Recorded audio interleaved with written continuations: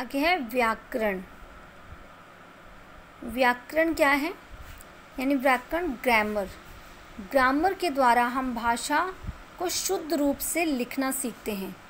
यानी भाषा जो है एक व्यवस्था है और हर व्यवस्था को समझने के लिए कुछ नियम होते हैं और वो नियम हम ग्रामर में सीखते हैं।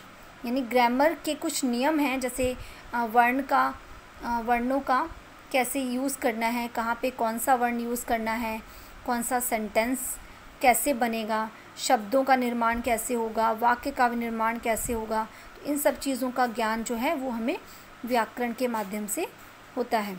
तो व्याकरण में हम भाषा को शुद्ध रूप से बोलना और लिखना सीखते हैं। यानी शुद्ध रूप से भाषा को कैसे बोला जाए, उसमें कोई त्रुटि ना हो, कोई मिस्टेक ना हो, और उसे कैसे लिखा जाए, तो इन सब का ज्ञान हमें व्याकरण के द्वारा होता है। तो व्याकरण की परिभाषा है, व्याकरण जो है भाषा को शुद्ध रूप प्रदान करता है। यानी शुद्ध रूप, भाषा के शुद्ध रूप का ज्ञान जो है जो शास्त्र कराता है उसे व्याकरण कहते हैं। तो ये व्याकरण की डेफिनेशन हो गई। तो व्याकरण में भाषा का अध्ययन 3 स्तर पर किया जाता है। सबसे पहले वर्ण विचार। यानी वर्ण विचार में हम वर्णों के बारे में जानते हैं, वर्णों का जो है उचित प्रयोग सीखते हैं। इसमें वर्णों के रूपों का ज्ञान प्राप्त करके उनके उच्चारण और लिखने की विधि पर विचार किया जाता है। यानी वर्ण विचार में हम वर्णों के रूपों का ज्ञान प्राप्त करते हैं, ठीक है, और उनके उच्चारण, यानी उनका उच्चारण कैसे करते हैं, ठीक है, उनके बारे में हम सीखते हैं। तो ये किसमें सीखते हैं? वर्ण विचार के अंतर्गत। जैसे आपकी बुक में आपका 2nd चैप्टर है वर्ण विचार। नेक्स्ट है आपका शब्द विचार।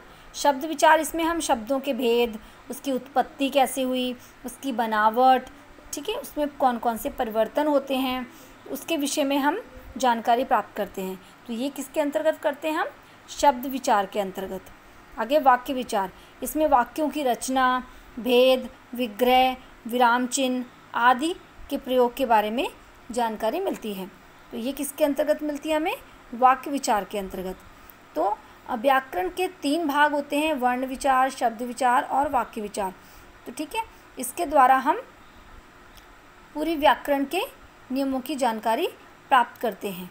यानी इससे भाषा को शुद्ध रूप प्रदान किया जाता है।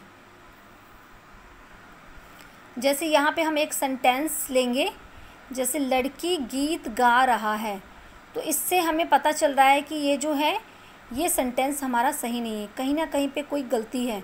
तो गलती कहाँ है? जैसे गा रहा है, तो यहाँ पे ये मिस्टेक है।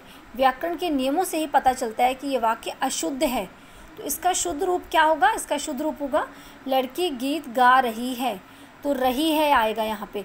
यानी अगर हम जैसे हम सेंटेंस बनाएंगे तो सेंटेंस के अंतर्गत हम काल सीखते हैं, वर्तमान काल, भूतकाल, भविष्य काल, ठीक है। तो उसके अंतर्गत ये जो वाक्य रचना हम सीखते हैं, वाक्यों का प्रयोग कैसे करते हैं, तो उसी में हम ये सीखेंगे, ठीक है। जैसे लड़की है तो उसमें रही आएगा और लड़का है तो उसमें रहा आएगा। ये लिंग के अकॉर्डिंग परिवर्तन होगा। आई होप सभी बच्चों को ये चैप्टर बहुत अच्छे से समझ में आया है। Thank you and have a nice day.